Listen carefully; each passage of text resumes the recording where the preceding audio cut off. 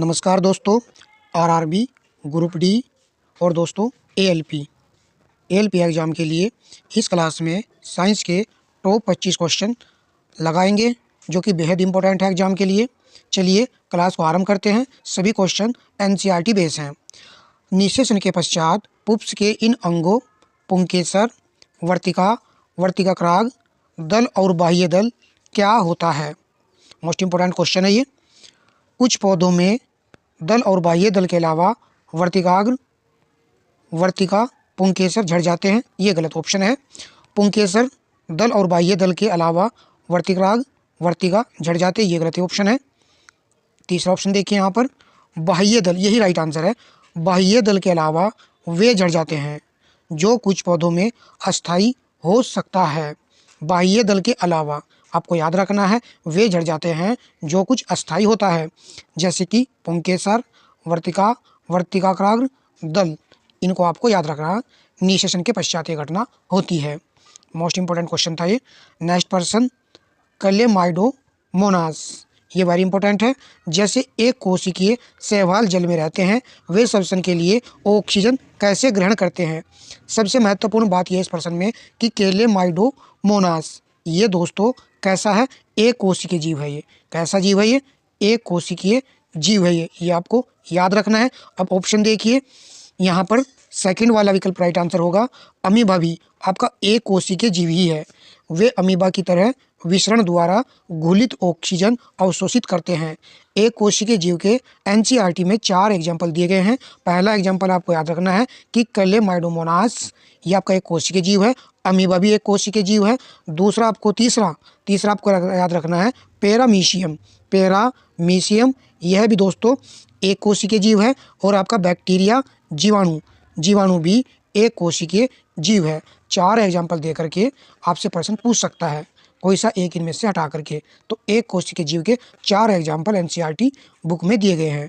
प्रश्न नंबर आपका नेक्स्ट है, विद्युत मोटर में रिक्त स्थान फिल करना है। दिक् परिवर्तक कम्यूटेटर और बैटरी के टर्मिनलों के बीच संपर्क के रूप में कार्य करता है। तो ये कार्य करता है कार्बन बर्स। आपको याद रखना है कार्बन बर्स ही ये कम्यूटेटर और बैटरी के टर्मिनलों के बीच संपर्क के रूप में कार्य करता है विद्युत मोटर में। नेक्स्ट पर्सन, किसकी वजह से आयनिक, यौगिक के गलनांक और कवदनांक अत्यधिक होते हैं? किसकी वजह से? ये प्रश्न हमारा, तो इसका राइट आंसर हो जाएगा दोस्तों। अब नीचे चलते हैं। फोर्थ विकल्प राइट आंसर है। परबल अंतर आयनिक आकर्षण को भंग करने के लिए ऊर्जा की बड़ी मात्रा की आवश्यकता होती है। तो आपको याद रखना है, इसको जरूर याद रखना है। यहाँ पर लिखा है दूसरे ऑप्शन में ऊर्जा की थोड़ी मात्रा की आवश्यकता होती है। इसको नहीं लगाना है, केवल इसी को लगाना है, क्योंकि अंतर परबल आयनिक आकर्षण बल को भंग करने के लिए बड़ी ऊर्जा की आवश्यकता होती है। ठीक है दोस्तों, क्योंकि आयनिक यौगिकों के गलनांक और कवदनांक उच्च होते हैं, इस वजह से। नेक्स्ट प्रश्न लगाते हैं। जब मेंडल ने मटर के लंबे पौधे का संकरण मटर के बौने पौधे के साथ कराया तो प्राप्त सभी संतति लंबे पौधे थे। ये भी अपने आप में क्वेश्चन आंसर है, ध्यान से देखिए दोस्तों। जब उन्होंने गोल बीज वाले पौधे के साथ संकरण कराया तो प्राप्त सभी संतति गोल बीज वाले पौधे थे। यदि वे झुर्रीदार बीजों वाले लंबे पौधे का संकरण कराते, संकरण गोल बीज वाले पौधों के साथ कराते तो प्राप्त संतरित पौधे किस प्रकार के होते? प्रश्न आपका ये है। तो इसका राइट आंसर हो जाएगा दोस्तों ऑप्शन 3, यानी कि थर्ड विकल्प, गोल बीज वाले लंबे पौधे आपको प्राप्त होते। नेक्स्ट प्रश्न नंबर आपका ये छठा है। वंशागति के नियमों को प्राप्त करने में मेंडल की सफलता के पीछे मुख्य कारण क्या था? मोस्ट इंपॉर्टेंट क्वेश्चन है। इसके पीछे मुख्य कारण क्या था? उन्होंने अपने संकरण में एक बार में केवल एक ही लक्षण का अध्ययन किया, यही मुख्य कारण था उनका। ठीक है, और उन्होंने मटर का जो है एक स्वस्थ पौधा लिया था। प्रश्न नंबर आपका है नेक्स्ट, विभजोतक ऊतक कोशिकाओं में निम्न में से क्या अनुपस्थित होता है या होती है? ये क्वेश्चन नंबर आपका 7 है। तो विभजोतक में रसधानी अनुपस्थित होती है, राजधानी नहीं होती है। दूसरा विकल्प यहाँ पर राइट आंसर है। प्रश्न नंबर आपका 8 है। दी गई अभिक्रिया में किस पदार्थ का अपचयन होता है? अपचयन से प्रश्न एग्जाम में बनता ही है। आपको इक्वेशन दे रखी है Fe2O3 2Al Al2O3 और प्लस में 2Fe बनता है। तो यहाँ पर आपको बताना है किस पदार्थ का अपचयन हो रहा है। तो राइट आंसर हो जाएगा पहला विकल्प ferric oxide. Ferric oxide Fe2O3 Fe2O3 का यहाँ पर क्या हो रहा है?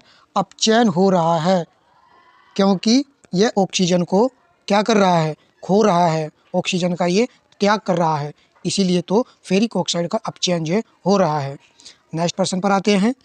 किस पदार्थ को विद्युत बल्ब के तंतु फिलामेंट में प्रयोग किए जाने हेतु उसमें इनमें से कौन सा गुणधर्म होना आवश्यक है? निम्न ताप, निम्न गलनांक, उच्च प्रतिरोधकता, उच्च चालकता। किस गुण का होना अनिवार्य है? तो उच्च प्रतिरोधकता होनी चाहिए, यही बेस्ट है। तो यहाँ पर उच्च प्रतिरोधकता होनी चाहिए और फिलामेंट की जो सामग्री होती है उसमें गलनांक का उच्च मान होना चाहिए, ताकि फिलामेंट तापमान के उच्च मान का सामना कर सके और वह पिघल ना पाए। नेक्स्ट प्रश्न पर आते हैं। घरों और उद्योगी में उपयोग करने हेतु अत्यधिक परिमाण की विद्युत धाराएं उत्पन्न करने के लिए किस उपकरण का प्रयोग किया जाता है? घरों और उद्योगों में उपयोग करने हेतु यहाँ पर 4 ऑप्शन दिए गए हैं आपको। विद्युत जनरेटर, विद्युत टोस्टर, विद्युत मोटर 2 जगह लिखा हुआ है। इसके लिए आएगा दोस्तों विद्युत जनरेटर, ठीक है। इसी का प्रयोग किया जाता है, इसका प्रयोग किया जाता है घरों और उद्योगों में उपयोग हेतु। नेक्स्ट प्रश्न पर आते हैं। आप जानते भी होंगे क्योंकि यह यांत्रिक ऊर्जा को विद्युत ऊर्जा में परिवर्तित कर देता है। प्रश्न नंबर आपका 11 है। निम्न अभिक्रिया पर विचार कीजिए। Na2SO4 BaL2 BaSO4 आपको प्रोडक्ट प्राप्त हो रहा है 2NaCl। इस अभिक्रिया में निम्न में से किसका उदाहरण है ये? क्या अपघटन अभिक्रिया है या अवक्षेपण अभिक्रिया है, संयोजन अभिक्रिया है या विस्थापन अभिक्रिया है ये? तो यहाँ पर राइट आंसर जिन विद्यार्थियों ने ऑप्शन 2 चुना है उनका भी करेक्ट है, और यहाँ पर वैसे तो करेक्ट ऑप्शन 2 ही है, और वैसे देखा जाए तो दोस्तों ये द्विविस्थापन अभिक्रिया भी है। तो इसका आंसर हो जाएगा ऑप्शन 2 विकल्प, और यदि यहाँ पर द्विव लगा होता तो द्विविस्थापन अभिक्रिया भी है ये। चलिए नेक्स्ट प्रश्न लगाते हैं। पादपों में रेजिन और गोंद विशेषकर रिक्त स्थान फिल करना में संचित होते हैं पुराने वलकुट में, या फिर पुराने जाइलम में, या पुराने मज्जा में, या पुराने फ्लोएम में। एनसीईआरटी बेस्ड क्वेश्चन है और मोस्ट इंपॉर्टेंट क्वेश्चन होता है ये एग्जाम के लिए, याद रखना है पुराने जाइलम में। ओल्ड जाइलम में जो है दोस्तों पादपों में रेजिन और गोंद विशेष रूप से संचित होता है। आप जानते भी होंगे या नहीं जानते हैं तो जान लीजिए दोस्तों। पौधे अपशिष्ट को अपनी पुरानी जो पत्तियां होती हैं, पुरानी पत्तियों में पौधे अपने अपशिष्ट पदार्थों को त्याग देते हैं जिस टाइम पर पत्ते झड़ते हैं, ठीक है। उसी प्रकार दोस्तों अपशिष्ट के रूप में गोंद और रेजिन भी पेड़ों से बाहर निकलता है। शीशम का पेड़ हो गया, आम का पेड़ हो गया, आपने देखा होगा वहाँ पर गोंद जैसे निकलते हुए पदार्थ, तो ये इनका वेस्ट होता है पादपों का, ठीक है। नेक्स्ट प्रश्न। निम्न में से कौन सा अपने आप में एक संतुलित आहार है? दूध, शहद, मांस, दालें। अपने आप में एक संतुलित आहार है तो ऑप्शन पहले वाला सही रहेगा, दूध, क्योंकि दूध में दोस्तों सभी विटामिन मौजूद होते हैं। याद रखना है क्योंकि दूध में दोस्तों protein, vitamin D, potassium, calcium से समृद्ध स्रोत है। वसा की मात्रा इसमें थोड़ी कम होती है, परंतु इसीलिए इसे संतुलित आहार कहा जाता है क्योंकि इसमें सभी पोषक तत्व मौजूद होते हैं। नेक्स्ट प्रश्न पर आते हैं। जैव निम्नीकरण पदार्थों के बारे में विचार करने पर उनमें इनमें से कौन सा एक विशिष्ट गुण मौजूद होता है जैव नवीनीकरण के लिए? तो इसका राइट आंसर हो जाएगा दूसरे वाला विकल्प, वे सभी मूलतः जैविक पदार्थ होते हैं। नेक्स्ट प्रश्न करते हैं। और आप सभी जानते होंगे कि बायोडिग्रेडेबल पदार्थ ऐसे पदार्थ होते हैं जो सूक्ष्म जीवों, अन्य जीवित जीवों द्वारा विघटित हो जाते हैं या टूट जाते हैं या खंडित हो जाते हैं, उसी को बायोडिग्रेडेबल कहते हैं। और नॉन बायोडिग्रेडेबल वे पदार्थ होते हैं जो जल्दी से विघटित नहीं होते हैं। नेक्स्ट पर्सन, एथेनॉल का एसिटिक अम्ल के रूपांतरण किसका उदाहरण है? तो ये क्वेश्चन का आंसर है ऑक्सीकरण अभिक्रिया का। तो राइट आंसर हो जाएगा पहला विकल्प। इसके 2 चरण कंप्लीट होते हैं तब जा करके ऑक्सीकरण अभिक्रिया इसका उदाहरण बनता है। प्रश्न नंबर आपका 16 है, कार्बन अन्य तत्वों के साथ परबल बंध बनाता है। कार्बन जो है अन्य तत्वों के साथ में परबल बंध क्यों बनाता है, ये क्वेश्चन है। तो इसका राइट आंसर हो जाएगा कार्बन नाभिक अपने बड़े आकार के कारण इलेक्ट्रॉनों के साझा युग्मों को दुर्बलता से पकड़कर रखता है। कार्बन एक ऐसा तत्व है जो इलेक्ट्रॉनों को साझा करता है, तो ये दुर्बलता के साथ में उनको पकड़े रखता है। और इसका रीज़न क्या है कि कार्बन की जो वैलेंसी होती है वो 4 होती है, ठीक है, यही रीज़न है। तो ये अन्य परमाणुओं के साथ सह संयोजक बंध बनाता है, सह संयोजक बंध बनाता है, ये इसका रीज़न है। महत्वपूर्ण पॉइंट है ये दोस्तों, याद रखना है। जो भी मैं आपके साथ में व्याख्या कर रहा हूँ उसको आप ध्यान से सुनिए और क्वेश्चन आंसर लगाइए। बहुत अच्छी तरीके से आपको ये याद हो जाएंगे क्वेश्चन से भी। वस्तु को अवतल दर्पण के वक्ता केंद्र पर रखे जाने पर निर्मित प्रतिबिंब होता है। यदि आप वस्तु को अवतल दर्पण पर रखते हैं, ठीक है, अवतल दर्पण के वक्ता केंद्र पर, ये वक्ता केंद्र यदि यहाँ पर रखेंगे तो प्रतिबिंब कैसा बनेगा? वास्तविक बनेगा, साथ में उल्टा बनेगा और समान आकार का बनेगा। आप सभी इस पॉइंट को भली भांति जानते भी होंगे यदि वक्ता केंद्र पर वस्तु को रखा जाता है। नेक्स्ट प्रश्न पर आते हैं। स्तंभों को सम्मिलित कीजिए। यहाँ पर आपको 3 समूह दिए गए हैं, फर्स्ट समूह और सेकंड समूह। ठोस अपशिष्ट क्या होते हैं? खुले में जो जमा होते हैं उन्हीं को ठोस अपशिष्ट कहा जाता है, यानी कि फर्स्ट का दोस्तों बी हो जाएगा। जैविक अपशिष्ट वे पदार्थ होते हैं जो कि कंपोस्ट उनका बनना आसान हो जाता है, जिनका गलन जिन पदार्थों का गलन हो जाता है, यानी खाद के रूप में वे उस समय में अपघटित हो जाते हैं, सेकंड का ए हो जाएगा। और हॉस्पिटल अपशिष्ट भस्मीकरण होते हैं, इसका सी हो जाएगा। तो राइट आंसर हमारा 4th विकल्प है। नेक्स्ट प्रश्न पर आते हैं। श्वसन वर्णक होमोग्लोबिन इनमें से किसमें मौजूद होता है? तो होमोग्लोबिन दोस्तों लाल रक्त कर्णिकाओं में मौजूद होता है, RBC में ये मौजूद होता है, ठीक है। नेक्स्ट प्रश्न को देखते हैं। निम्न में से कौन सा गुणधर्म आवर्त सारणी में समूह में नीचे जाने पर समान ही बना रहता है? वैसे आवर्त सारणी का टॉपिक जो है सिलेबस से हटा हुआ है, ये क्वेश्चन यहाँ पर आ चुका है, तो कोई नहीं, इसको कर लेते हैं। इसमें जो है समान ही बना रहता है, नीचे जाने पर संयोजकता इसका राइट आंसर है। तो 20 का जो है सेकंड विकल्प सही आंसर हो जाएगा। प्रश्न नंबर नेक्स्ट है। बादल सफ़ेद दिखते हैं क्योंकि बादल छोटी जल की बूंदें डैश डैश यानी रिक्त स्थान में क्या आएगा वो हमको यहाँ पर फील करना है।